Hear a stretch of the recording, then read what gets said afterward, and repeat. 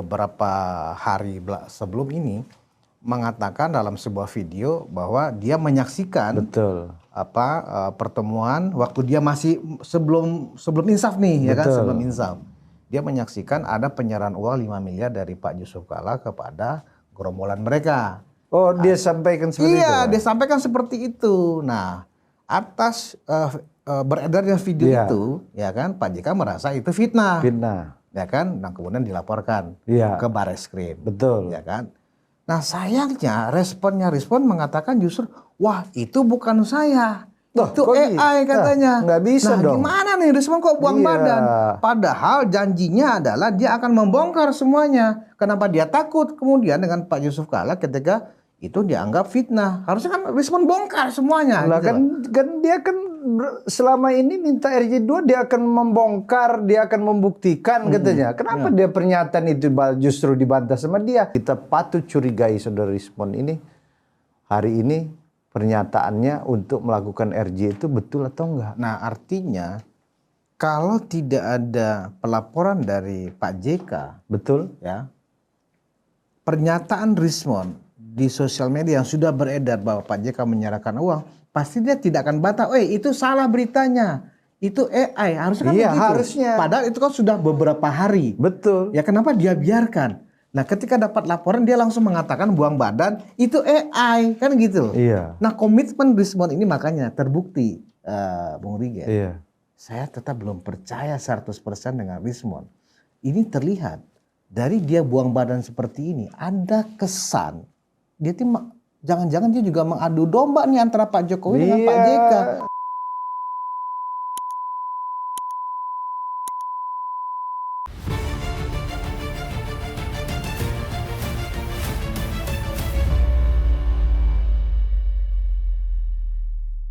Hai penonton Ruang Konsensus Unpacking Indonesia dimanapun Anda berada.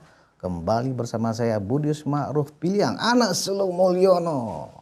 Garda terdepan dari Termol, ini adalah kandang Termol. Banyak yang menanyakan tentang saya hari-hari ini, tapi saya belum mau respon, apalagi berkomentar, karena saya belum menerima apapun informasi dan laporan yang valid. Pada saatnya nanti saya akan jelaskan sikap saya seperti apa. Tentang apa sih? Nanti saja. Nah, hari ini saya sudah kedatangan narasumber seorang ini yang cukup paling senior sebagai relawannya Pak Jokowi. Ya, saya sudah kedatangan Dr. Relly Reagan. Selamat datang, Bung Reagan. Ya, terima kasih, Bang Budius.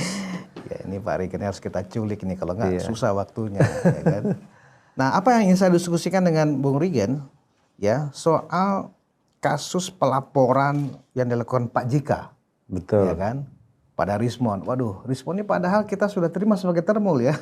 Iya, udah masuk sebagai Termol ya. Nah, sebenarnya begini Bung Reagan, saya menilai ketika Rismond kemudian dalam proses RJ-nya dan bahkan para pelapor sudah menandatangani semuanya, ya kan, tentu ada pembicaraan, ini asumsi saya ya, bahwa Rismond ini pertama dia sudah minta maaf, ya kan, kemudian dia juga akan berposisi barangkali sebagai justice kolaborator nantinya, karena dia kan ada dalam kasusnya.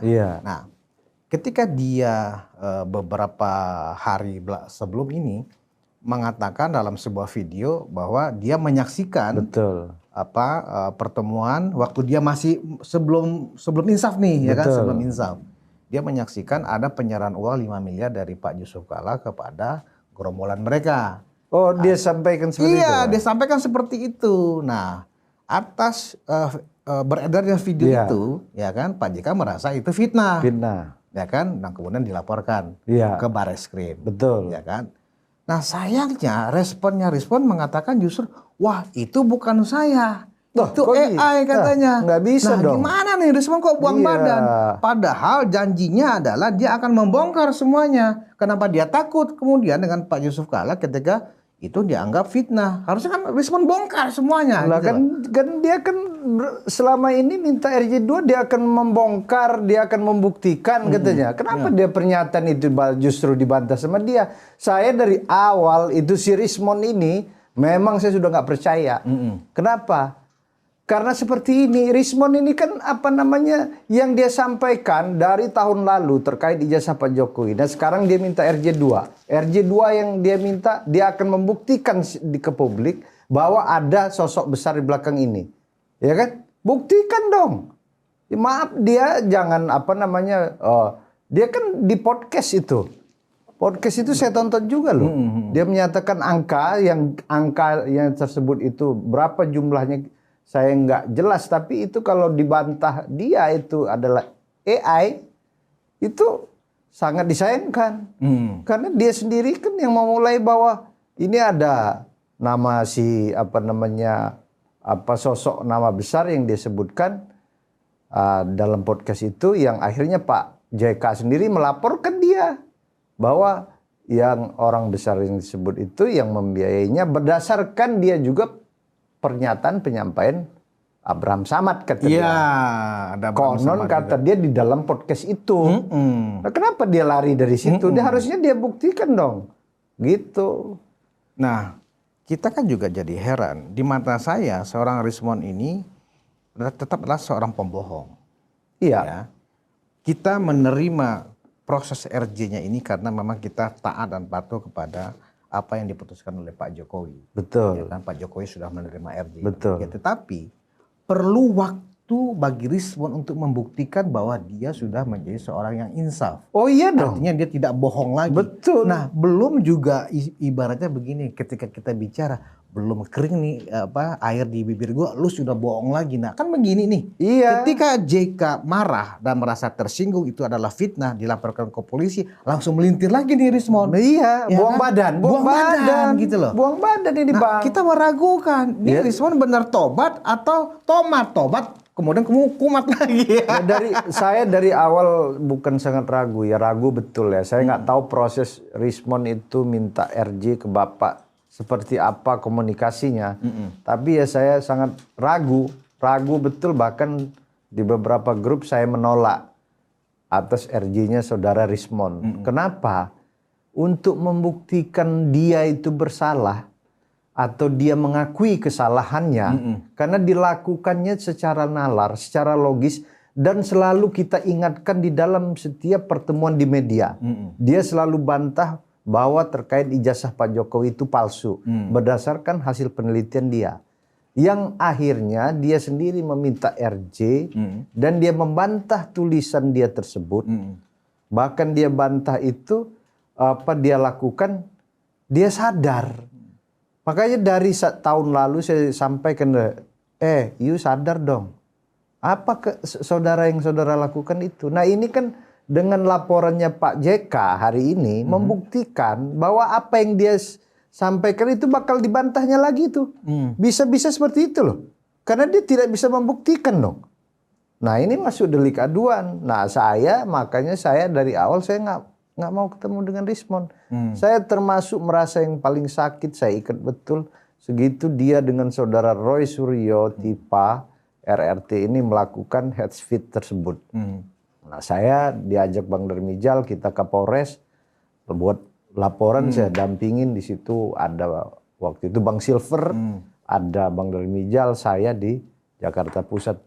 Nah kita lakukan itu, memang kita bantah buat argumentasi di beberapa stasiun TV, di podcast, bahkan di media online kita lakukan. Nah ini terulang lagi kalau dia lakukan pembantahan bahwa ini kita sangat menyesalkan. Dan kita patut curigai saudara Rismon ini hari ini pernyataannya untuk melakukan RJ itu betul atau enggak. Nah artinya kalau tidak ada pelaporan dari Pak JK, betul ya, pernyataan Rismon di sosial media yang sudah beredar bahwa Pak JK menyerahkan uang, pasti dia tidak akan bantah. Itu salah beritanya, itu AI, harusnya kan begitu. Harusnya. Padahal itu kan sudah beberapa hari. Betul. Ya kenapa dia biarkan? Nah ketika dapat laporan dia langsung mengatakan buang badan, itu AI, kan gitu. Iya. Nah komitmen Rismon ini makanya terbukti, Bung Rigen. Iya. Saya tetap belum percaya 100% dengan Rismon. Ini terlihat dari dia buang badan seperti ini, ada kesan dia jangan-jangan dia juga mengadu domba nih antara Pak Jokowi dengan Pak JK. Gimana menurut Bung Rigen? Iya, saya belum yakin ya apa yang dilakukan saudara Rismond ini betul-betul tulus. Kuda Troya hari ini bukan hanya saya lihat ada di Rismond aja. Ada beberapa kuda Troya yang masuk untuk memecah belah. Memecah belah terutama Pak Prabowo dengan Pak Jokowi. Terus dilakukan upaya-upaya ini supaya menjauhkan Pak Jokowi dan Pak Prabowo. Dari awal terbentuknya kabinet Pak Prabowo seakan-akan dibuat ada matahari kembar lah. Di pemerintahan dibuat ada kuda Troya dan beberapa hal lain yang kita lihat. Nah, hari ini kita kan kita bisa menilai ya, kita tidak bisa serta-merta mengambil keputusan orang ini benar atau enggak. Karena semua itu akan pada waktunya akan terbukti. Nah gitu, kita sudah berpuluh tahun, 2 periode Pak Jokowi sampai dengan Prabowo Gibran, loyalitas kita ini kan waktu. Jadi kok kita serta-merta menerima orang itu melihat sebegitunya kan. Makanya kalau saya lihat bisa aja ini ada si Rismond ini masuk duluan untuk cek di dalam kan. Makanya kata saya seharusnya sekarang itu proses RJ itu nggak bisa serta-merta kan, dia katanya mau membuktikan, mau menarik ya kan buku apa namanya, Jokowi White Paper dan Jokowi Gibran White Paper ya kan, dan Gibran White Game, dan nggak ada juga itikat baik saudara Rismond itu ketemu umpamanya sama kita relawan membantah ini, nggak mau. Bahkan dia sudah bohongin kita. Bahkan udah bohongin kita. Jadi seingat saya begini ya Bung Regen. Dia berjanji kepada kita, teman relawan, bahwa dia akan menemui kita. Iya. Ya kan, tanggal 28 Maret ya. Iya. Sudah kita sepakati, bahkan kita sudah range acaranya. Tiba-tiba mendadak dia batalkan dengan alasan ya. Dia lagi fokus ya menulis buku yang harus selesai Mei. Apa bukunya? Buku tentang antitesa Jokowi White Paper dan Gibran Endgame. Betul. Ya kan? Di sana dia akan mengungkap apa yang selama ini dia alami, tekanan-tekanan seperti apa dan drama seperti apa yang dia temukan selama dia bergaul dengan teroris. Betul. Sebenarnya dengan teroris ya kan. Nah ternyata dia membatalkan itu, bertemu dengan para relawan karena dia harus fokus dan dia sudah ada di Siantar. Betul. Ya kan? Tiba-tiba dia nongol di Polda Metro Jaya. Polda Metro. Artinya apa? Jahmada Girsang ya dan Rismond juga adalah seorang pembohong. Membohongi para relawan. Padahal tujuan kita bertemu dengan dia, kita ingin benar-benar menguji isi hatinya. Lu benar termul serius nggak? Atau termul-termulan gitu. Takut apa enggak? Dan sekarang nyaris agak terbukti ya. Dia ini termul-termulan. Dan kalau dia memang itikat baik, waktu kita ada acara di Solo kemarin nggak ada dia. Kenapa dia nggak datang? Kalau pas suasana Lebaran, sekalian dia mau menyampaikan permohonan maaf dia kan, nggak usah berpikir ke seluruh rakyat Indonesia, ya kan? Yang sudah pasti head to head ketemu dengan kita terus. Betul. Nah, nggak ada dia, ya kan?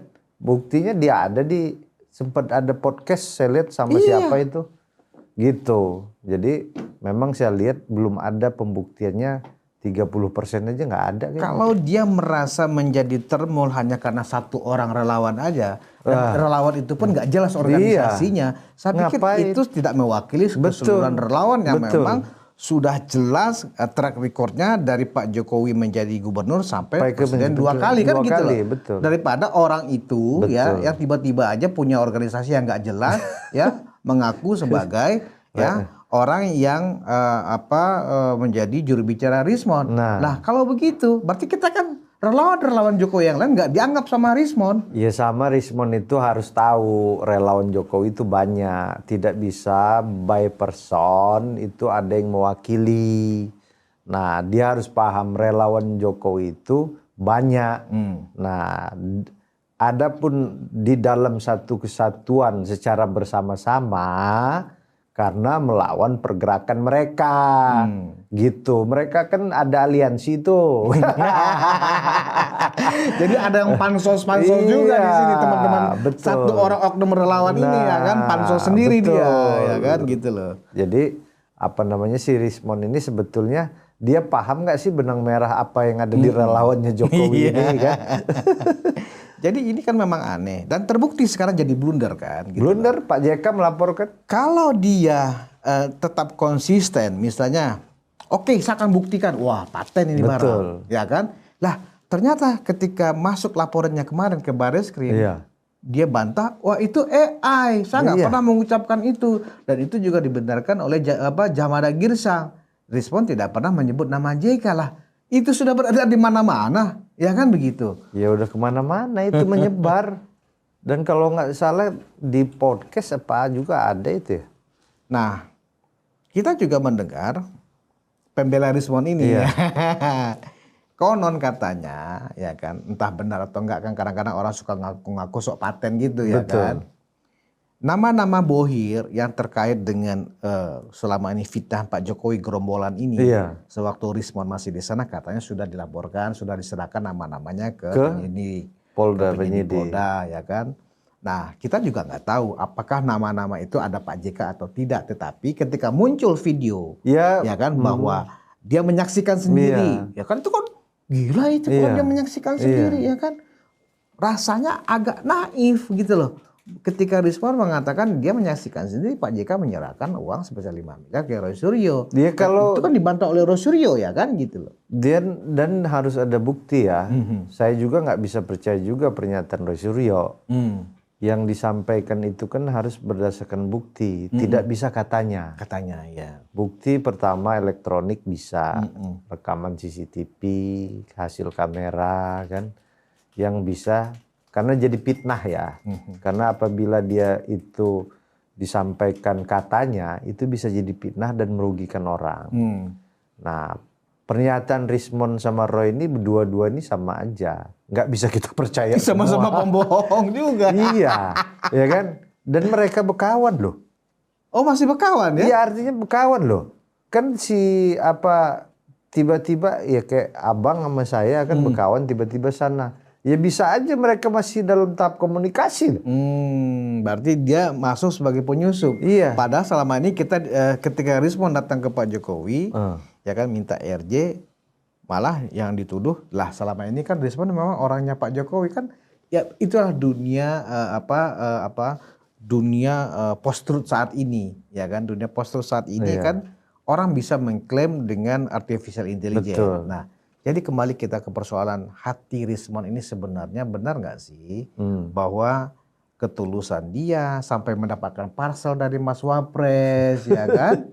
Itu kan juga karena niat baik dia. Nah ternyata dalam perjalanan waktu kok dia banyak bohongnya juga. Bayangkan ya, para relawan yang mencoba menghargai orang yang kita muliakan, orang yang kita hormatin, Pak Jokowi, ya kan sudah memberikan bersedia RJ-nya diterima. Ya, kita mencoba merangkul lah, ya kan. Bahkan Ade Darmawan ketika di Polda Metro Jaya, ya kan, mengatakan sekarang Rismon adalah teman saya. Itu kan berarti menyatakan terbuka loh. Tapi lu juga terbuka dong ke kita, kan begitu. Benar nggak lu ini serius? Benar nggak lu tuh nggak main dua kaki? Nah kita akan tanya-tanya sedikit-sedikit tuh, ya kan. Misalnya hal-hal yang terkait dengan apa yang dia rasakan, apa yang dia alami, ya. Selama dia bergabung di kelompoknya teroris. Kalau jawabannya memang valid, berarti dia bisa bertanggungjawabkan. Kemudian dia berubah pikiran. Dia batalkan pertemuan dengan kita. Artinya apa, Ken? Dia tidak menghargai niat baik para relawan ini ya untuk menerima dia dan kemudian kita saling membantu untuk terungkapnya siapa aktor intelektual dari fitnahan isu ijazah palsu ini. Harusnya dia transparan, terbuka dengan kita. Saya miris ya dari awal saya klaster 2 itu memang nggak ada dalam benak saya ya. Karena sangat fatal dan kalau RJ-nya Rismon ini dilakukan di KUHP baru kita itu menjadi masalah itu. Itu kan ancamannya di atas 5 tahun kalau nggak salah kita lihat ya. Makanya kalau ini proses RJ-nya berjalan, ya si Rismon ini menjadi yang pertama dalam KUHP terbaru yang mendapatkan RJ kan. Ditambah lagi sekarang saudara Rismon dan Roy dan kawan dia Tifa itu juga membantah itu apa yang dilakukan dia. Makanya saya kalau ngelihatnya kita buktiin aja lah. Sekarang Pak JK sudah melaporkan itu. Terlepas AI atau apa nanti pembuktiannya kan di forensik. Kan forensik yang diakui negara yang ada di sana lah, ya kan? Itu AI asli atau enggak? Iya. Dan jangan-jangan nanti ada yang neliti lagi nih. Ya. Ya, bisa aja dong. Kayak Bang siapa yang peneliti tuh yang ngegugat di Yamaguchi. Komisi Independen Penyiaran. Bang siapa? Ada Bonaro. Bonara Sirait. Ya. Bang Bonara itu dia masih termasuk golongan agak independen lah. Agak. Iya. Nah, sekarang gini Gen. Teman-teman netizen karena melihat setelah dia menerima RJ, ya kita kemudian mencoba menerima Rismon sebagai termo. Ketika dia kemudian membantah bahwa itu bukan ucapannya dia, ya artinya dia ngambangin lagi nih posisinya dia. Betul. Ya kan? Harusnya jawabannya Rismon, saya siap terima tantangan pelaporannya Pak JK, kita bongkar nanti di pengadilan. Kan begitu mestinya. Gentle ya. Gentle gitu loh, sehingga di situ para relawan tanpa harus bertemu pun anggaplah dia kan sudah bohong ke kita. Sudah membuktikan. Iya, tapi dengan sikap dia menerima laporan ini dan kemudian dia siap hadapin, oh iya dia berarti serius nih. Ya kan setidaknya pembuktiannya kan seperti itu. Sehingga rasa jengkel kita karena dia telah mengingkari janji ke kita untuk bertemu, ya bisa kita maafin lah, anggap begitu ya kan. Ternyata enggak juga gini. Dan dampaknya apa gitu? Ya, para termul yang ada di Indonesia sekarang juga jadi geram dengan Rismon. Kenapa lu buang badan? Makanya, lu buktikan dong, lu bongkar dong. Iya, kan gitu. Gimana? Harusnya supaya dia mendapat dukungan, dapat trust, dia berani sampaikan bahwa ini saya akan tetap apapun yang terjadi. Tapi kan dia buang badan kata saya tadi. Artinya ada keraguan dari dia. Apalagi dia bilang AI kan. Nah artinya itu nggak betul, ya kan? Nah inilah yang saya bilang, kalau kita buat pernyataan, menyampaikan segala sesuatu itu harus ada bukti, jangan sampai jadi fitnah. Apalagi ini delik aduan, ya kan? Ini Pak JK sudah memberikan kuasa kepada pengacaranya, dan sama hal dengan Pak Jokowi.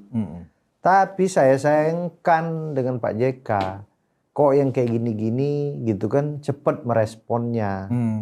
Pak Jokowi itu bertahun-tahun loh. Diisukan ijazah palsu itu bukannya baru. Dari beliau menjabat presiden. Nah maksud saya yang kayak gini nih kita kalau responsifnya lihat. Ini terkait apa sih? Gitu kan. Oh dia bilang ada bukti, nggak mungkin. Maksudnya Pak JK ini supaya nggak jadi fitnah. Gue laporin loh kan. Supaya nggak berkembang lebih lama. Lagian juga kayaknya juga nggak masuk akal gitu. Masa sih seorang kaliber Pak JK ya nggak mungkin mau lah menyerahkan uang begitu secara terbuka di hadapan orang. Tidak masuk Ya, akal. nggak masuk kan, akal. Gitu.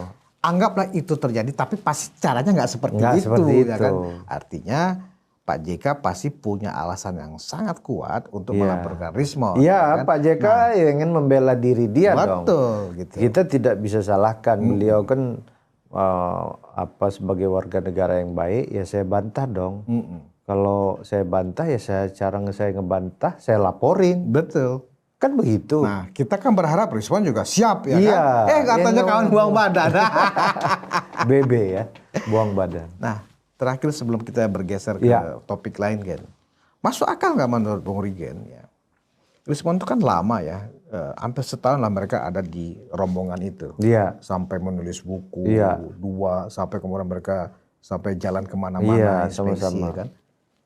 Wajar nggak kalau seorang Rismon tidak mengetahui siapa aktor intelektualnya? Menurut Rigen, wajar nggak? Saya rasa nggak wajar ya. Artinya dia tahu kan? Harusnya tahu. Dan tahu itu bukan tahu katanya. Karena setahu saya barometer Roy dan Tiva ini Rismond. Rismond. Kenapa? Berdasarkan hasil penelitiannya Rismond lah sebagai acuan dari saudara Roy dan si Tiva. Jadi memang si Rismond inilah apa argumentasi yang disampaikan dia terkait penelitian itu yang menjadi selama ini kawan-kawannya Rismond dan Roy yang ada di klaster 24 dan 16% tersebut yakin kan sempat di beberapa pertemuan forum-forum mereka dari klaster 16 sama 24 itu dibahas dan ada saudara Rismond di situ yang menjadi sebagai apa dasar menjadi rujukan dari bagaimana berulang kali si Rismond ini menjadi barometer. Artinya baik dalam konsekuensi hukumnya bisa dipertanggungjawabkan, cuman berdasarkan hasil penelitiannya saudara Rismond. Artinya sangat dalam ya interaksi si Rismond dengan Roy, Refli, Tiva, dan seterusnya. Artinya dia tahu persis nih, setiap pergerakan mereka, pertemuan lah, makan lah, kesana kemari, pasti kan ada pembicaraan, ada uang operasional. Iya.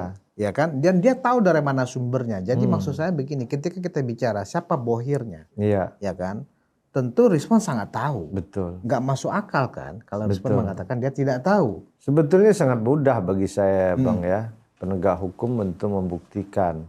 Kan kita kan ada transaksi elektronik yang dilakukan melalui perbankan atau transaksi PPATK atau transaksi elektronik melalui perbankan yang semua sekarang bisa pakai macam-macam ya. Ada GoPay, ada yang di Indomaret itu apa namanya lagi yang bisa dilakukan selain cash ya and carry. Tapi bagi saya ini semua kalau aparat penegak hukum apa yang disampaikan Rismond, ada orang besar sosok yang pernah berkomunikasi sama dia kan bisa dicek tuh tempat CCTV-nya. Teroris aja yang dari ini juga kedapetan, Bang. Iya kan? Ngumpet di mana dan kemana. Mungkin penyidik bisa men-tracking aliran dana itu atas petunjuk Rismond. Bisa. Ya kan? Itu Rismond kasih clue. Iya. Waktu kita makan di sini yang bayar si ini. Iya. Padahal nilainya besar itu. Tanggal berapa jamnya bisa makannya ketahuan. Kan sekian belas orang. Pasti kan kalau makan di kafe kan jut-jut lah ya kan. Yang bayar siapa? Si Anu. Pasti di-tracking dari si Anu itu. Kemana aliran dananya. Kan kelihatan tuh Bang jejaknya kan. Kan biasanya tempat itu ada CCTV kan jam berapa lewat. Bisa ketahuan kan. Sebagaimana CCTV yang beredar pernah kita lihat polisi melakukan letpor kan. Itu bisa, dan pembayaran dari ininya juga kan bisa ketahuan transaksinya kan. Sangat mudah kalau memang dia betul. Kalau memang dia betul. Nah terakhir, kalau kemudian sikap Rismond seperti ini Ken. Iya. Ya ini kan prosesnya kan belum sampai SP3 kan, masih terus diberkas ya oleh penyidik. Dengan sikap dia yang buang badan seperti ini, ketika dia tidak mengakuin bahwa dia mengatakan dia melihat ada transaksi penyerahan uang 5 miliar itu, ya kan, dia membantah itu sekarang bahwa itu bukan statementnya dia. Kira-kira Bung Ringken sebagai bagian dari relawan paling senior di Pak Jokowi masih mendukung nggak sih dia sampai dikasih SP3 nih? Saya rasa kalau sampai saat ini saya mah dari awal ya nggak mendukung saudara Rismond itu mendapatkan SP3. Apa dasar memberi saudara Rismond itu SP3? Kalau Pak Jokowi maafkan ya maafkan saja lah. Tapi persoalan hukum saya rasa aparat penegak hukum jangan ikut-ikutan apa namanya ini. Ya sudah proses hukum ya berjalan aja. Gitu. Dan saya lihat juga saudara Rismond ini kan harus tahu diri juga ya, sadar saya itu melakukan kesalahan. Nah kesalahan itu ini bukan hanya membuat gaduh republik ini aja loh, ya kan, merusak citra bangsa ini. Betul. Dan terjadinya dan kemudian yang saya kasihin anak-anak. Anak-anak yang suka nonton di medsos ya, TikTok, ya YouTube, kan terpengaruh. Akhirnya kecenderungan mereka untuk melakukan bully kepada kawan-kawannya, itu aja Pak Rismon aja nggak apa-apa. Nah ini seolah-olah ada yang ngajarin toh? Iya, nah gitu ini kan merusak juga di tatanan kita orang timur ya. Tiba-tiba ada sosok kayak gini menjerit kemana-mana dengan Roy, dengan Tipa. Ya itu sekarang itu kalau Pak Jokowi memaafkan dia, kan udah disampaikan ya proses hukum nanti apa kata pengacara dan APH kan. Ya kan APH tahu kan KUHP-nya terbaru ancamannya yang di klaster 2 itu. Jadi Pak Jokowi sih proses RJ-nya kan sudah memaafkan. Iya. Ya toh? Gibran pun sudah memaafkan. Iya. Nah, Pak Jokowi kan bilang, loh bagaimana Pak SP3 loh? SP3 itu bukan wewenang saya. Betul. Itu wewenang penyidik berkoordinasi dengan penasihat hukum Betul. saya. Kan begitu. Betul. Nah maksud saya, artinya dengan buang badannya Rismon ini seolah-olah dia tidak ingin membongkar juga kasus ini. Jadi kalau tadi jawaban Regan, saya tidak mendukung tuh kalau model Regan modelnya si Rismon tidak mengungkap. Buat apa juga dikasih SP3? Ya kan? Karena dia tidak menjadi bagian dari yang bisa mengungkap kasus ini siapa dalangnya. Harusnya kan gitu loh. Apa whistleblower-nya? Jadi ya udah kalau kayak begitu kita meminta aja kepada penyidik, ya udah tangguhkan dulu aja SP3. Aduh. Syukur kita belum baptis dia sebagai termul ya kan. Iya. Baru istilahnya. Saya bersyukur saya belum pernah ketemu dia. Termul magang. Iya. Termul magang kan. Termul magang akhirnya kita delete lagi. Lu bukan termul gitu kan. Lu orang nggak jelas lah ya kan. Lu pembohong gitu. Nah, selain kita agak sedikit kecewa juga ya dengan sikap Rismon, kita terlalu berprasangka baik ya kan. Ternyata orangnya juga nggak komit ya kan. Betul. Ada lagi kasus yang kayaknya lebih heboh lagi. Iya. Jadi ada rencana, ada pernyataan gulingkan saja Prabowo kan gitu. Nah, itu ini lagi rame juga lagi nih. Rame.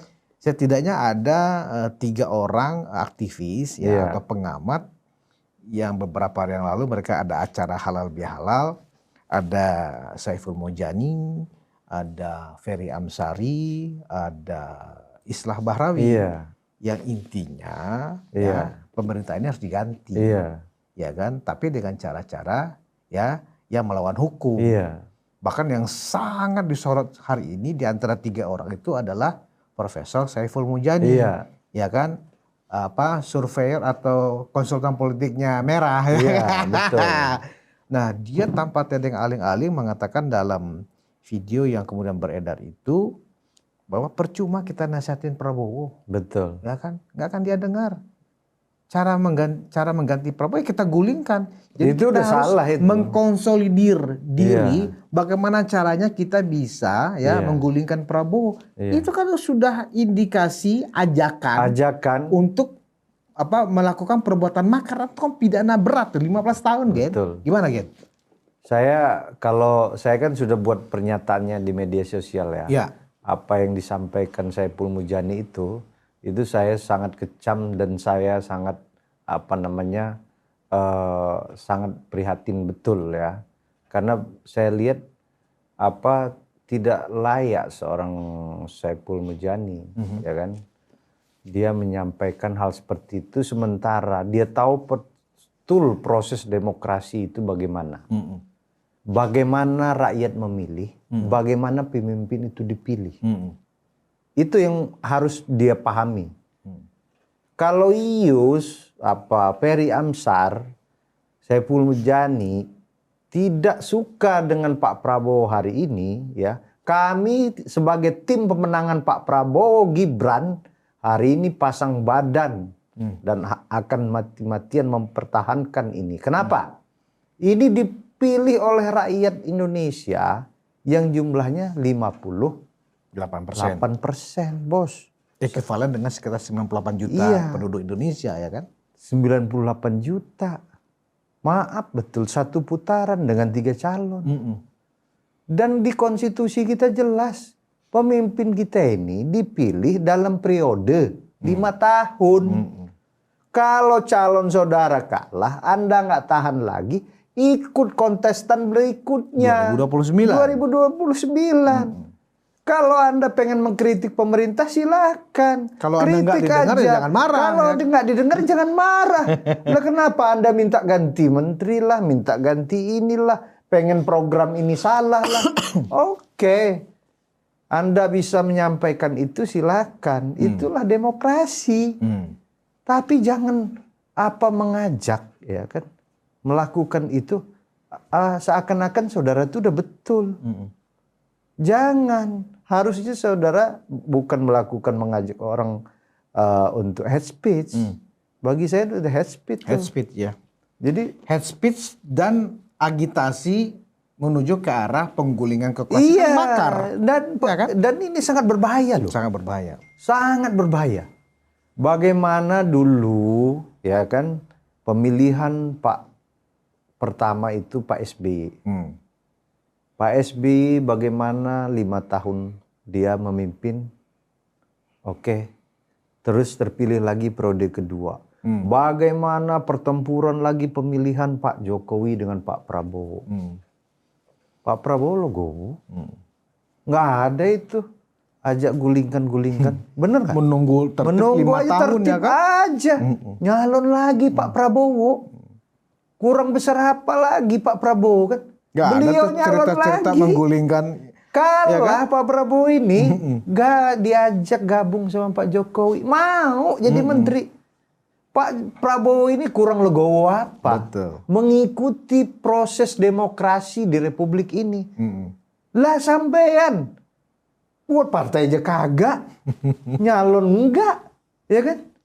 Tiba-tiba muncul mau jatuhin Pak Prabowo. Dari mana? Gibran wali kota, bos. Nyalon wali kota, anak presiden nyalon. Terus pasangan dengan Pak Prabowo Gibran. Dengan beraninya, dengan lantangnya apa yang disampaikan oleh Saiful Mujani, Ferry Ansar yang dari grup Anies Baswedan 24 dan 16% ini. Iya. Islam Barawi kan dari PDIP ya kan. Ya. Tapi selalu berkor-kor, kami mempunyai SDM, mempunyai kontribusi kepada bangsa ini. Sah-sah aja sebagai kita sama-sama anak bangsa. Bahwa hari ini ada kekurangan harus kita akui. Betul. Bahwa hari ini ada yang tidak transparan sudah dilakukan oleh Pak Prabowo transparan.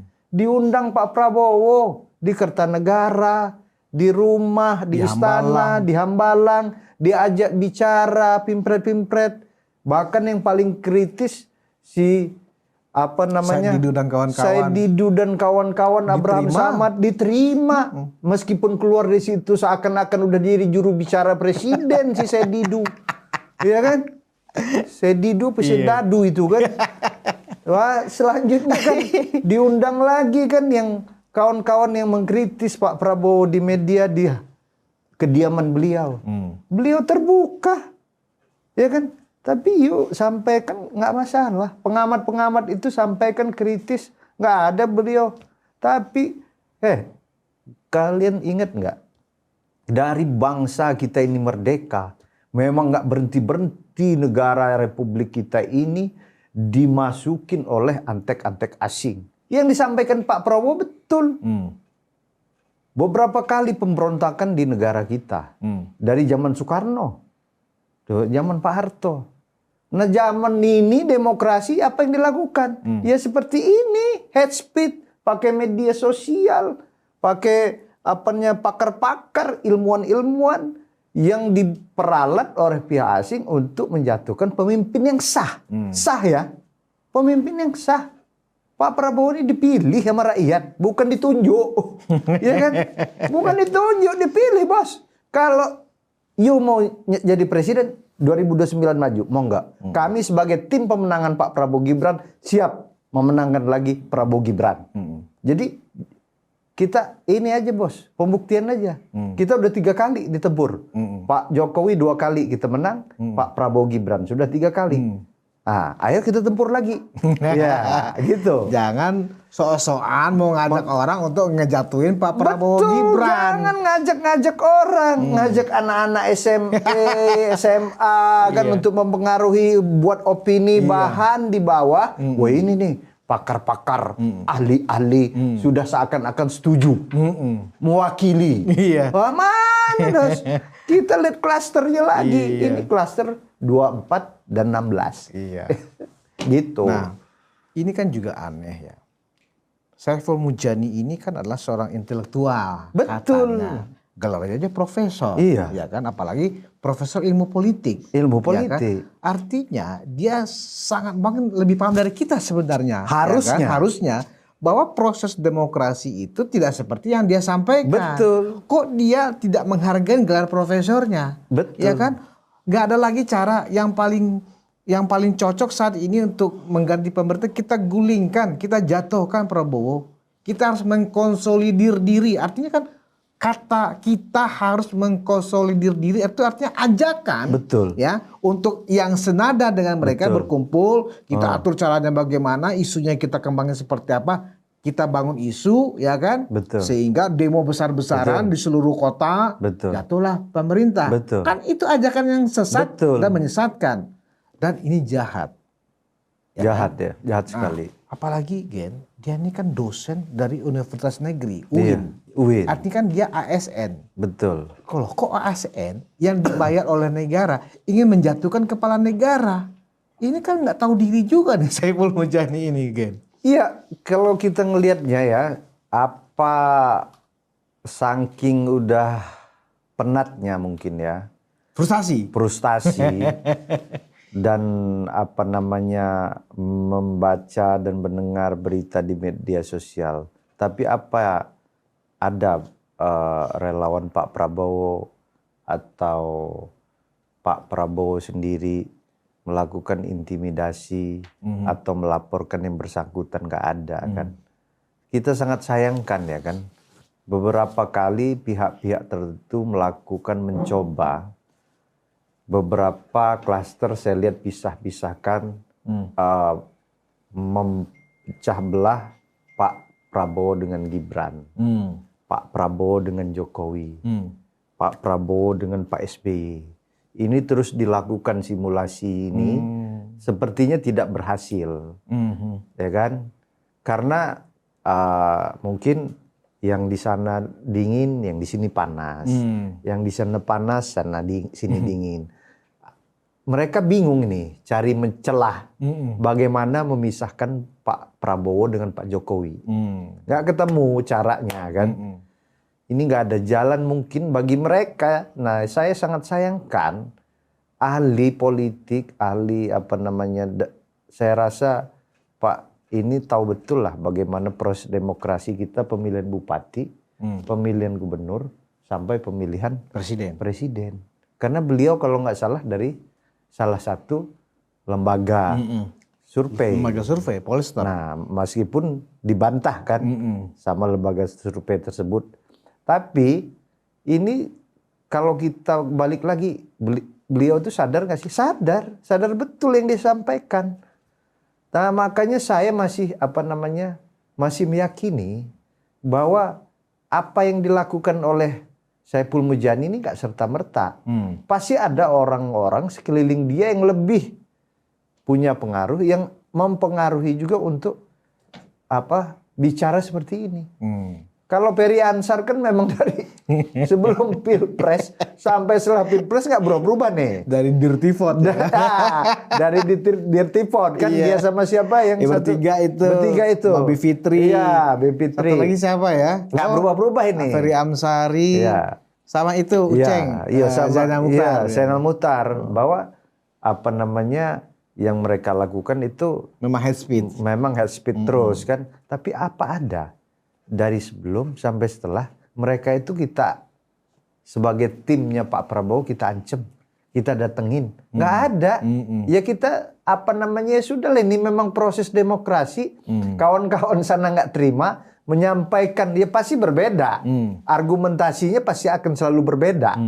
Kita sukanya pahit, dia sukanya manis. Kita manis, dia pahit. Seperti itu terus.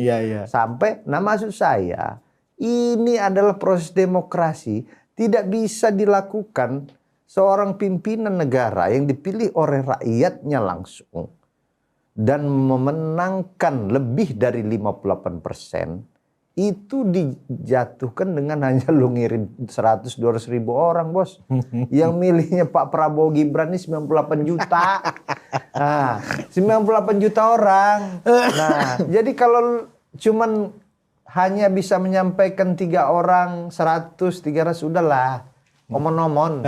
Udahlah, kita tunggu 2029 aja, saudara Saiful Mujani, saudara Ferry Amsari, dan kawan-kawan, termasuk kemarin si Koni udah ngoceh juga kan. Ya, itu apa namanya, kalau ada jagonya calon tanding lagi gitu. Itulah kita memberi pelajaran bagi masyarakat rakyat Indonesia, terutama yang muda-muda, bahwa apapun yang terjadi di proses demokrasi ini setelah selesai sudah. Jangan kita memberi contoh kepada saudara-saudara kita yang jadi bupati, yang kalah nyalon bupati, yang kalah nyalon gubernur, relawannya melakukan hal yang sama. Berabe bos kita. Ya kan, 500 kabupaten semua kan. Kalau yang satu nggak mengakui, satu ngakui. Nah, ini juga kita sebagai pemimpin bangsa dan negara ini. Ya. Nah, kalau dilihat dari ajakannya, yang videonya paling lebih kurang sekitar 1,5 menit ya. Iya, pendek. Itu saya pikir kalau kita menggunakan delik aduan rasanya nggak pas juga ya. Iya. Kan? Nah, pertanyaan saya kan kenapa ya aparat ya, Iya. ini aparat keamanan ya, dari BAIS, atau BIN atau Mabes TNI ya, diam gitu lah. Harusnya kan ini bisa langsung diambil nih orang. Betul. Ya kan, karena sudah mengancam keamanan negara. Udah mengancam, ya kan? masuk. Mengancam stabilitas Indonesia. Betul. Harusnya kan langsung diambil, tapi kenapa ya dibiarkan saja? Ini kan aneh juga. Jadi begini, proses demokrasi dan di tatanan hukum kita ini jadi ada seperti mengaitkan. Tapi bagi saya salah itu. Ketika orang sudah mengajak makar, seharusnya proses hukum ya dijalankan. Minimal tangkap dulu dong. Tangkap aja. Baru proses hukum ke polisi. Nah, diamankan dulu orang ini. Karena aparat penegak hukum kita takut, bos. Dibilang nanti rejim ini otoriter. Kan sebagaimana dulu waktu Pak Jokowi kemarin kan. Pak SBY juga. Kan si Menteri Koperasi sekarang si Ferry itu. Ferry Juliantono. Kena tahan waktu zaman pernah Pak SBY. diambil juga. Ya benar nggak?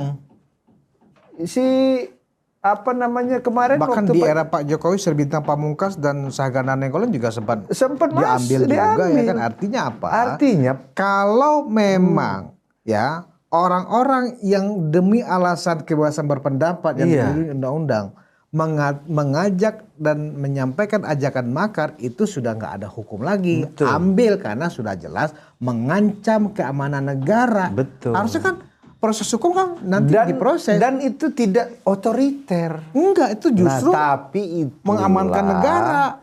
Bang, saya lihat itulah betul-betul Pak Prabowo itu sebagai negarawan. Saya melihatnya.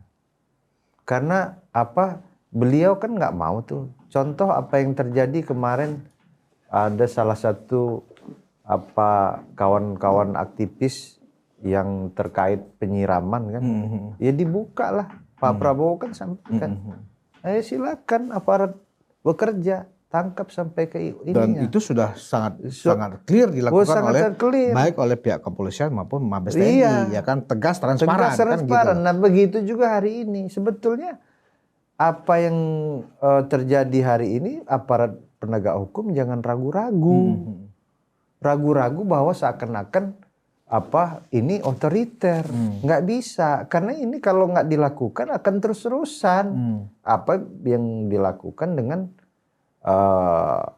Pak Jokowi atau Pak SBY dulu kan. Ada contohnya lah. Ada pernah contohnya. dilakukan seperti itu. Nah, kalau gaya bicara yang mengajak untuk melakukan makar ini dibiarkan, ini jadi presiden. Ya, yang nanti lain akan ikut. kalau ini dibiarkan tidak segera ditangkap, minimal harus ditangkap dulu ini orang, baru proses hukum kan gitu. Nanti orang sedikit nggak suka, yuk kita jatuhkan, kita gulingkan Presiden Prabowo. Lama-lama kan orang dia terbiasa seperti itu. Akan Ya terus-terusan. kan? Akan terus-terusan seperti Karena itu. ada yang melakukan terlebih dahulu dibiarkan. Seolah-olah nggak melanggar hukum kok, ya kan Iya, gitu.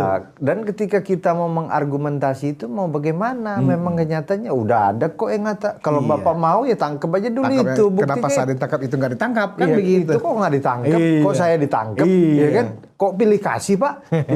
Ya, itu kira-kira kan. Tapi memang harus tegas. Saya lihat yang berwenang sebetulnya Polri ya harus tegas bos. Kan yang sipil kan adalah untuk menertibkan itu adalah Polri. Saya rasa bukan ini pemerintahan demokrasi kita laju semau-mau bos.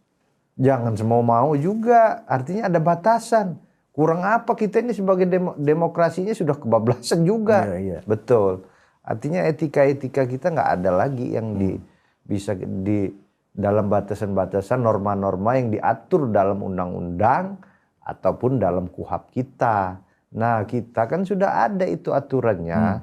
Nah, kita sebagai warga negara, sebagai rakyat, ya batasan-batasan ini ya, sudah dibuat sama sistem di negara kita. Gitu. Jadi memang kesimpulannya atas apa yang dilakukan oleh Saiful Mujani ini ya, pemerintah khususnya aparat hukum ya harus bersikap tegas. Ya, harus bersikap tegas. Tangkap Saiful Mujani. Betul. Serahkan ke kepolisian untuk diproses. Betul. Ya kan? Kalau enggak menjadi presiden buruk. Presiden buruk. Setiap orang ya yang tidak suka, yang protes kepada kebijakan-kebijakan yang dilakukan oleh pemerintah akan teriak-teriak di pinggir jalan. Ayo kita julingkan presiden. Betul. Ayo kita jatuhkan presiden. Ini pemerintah yang tidak mengurus rakyat. Kan nanti akan bisa seperti itu. Betul. Di mana-mana. Ya kan? Betul. Kita bisa bayangkan. Betul. Indonesia ini kan negara kepulauan. Betul. Kalau setiap provinsi setiap nggak suka, yuk kita gulingkan presiden.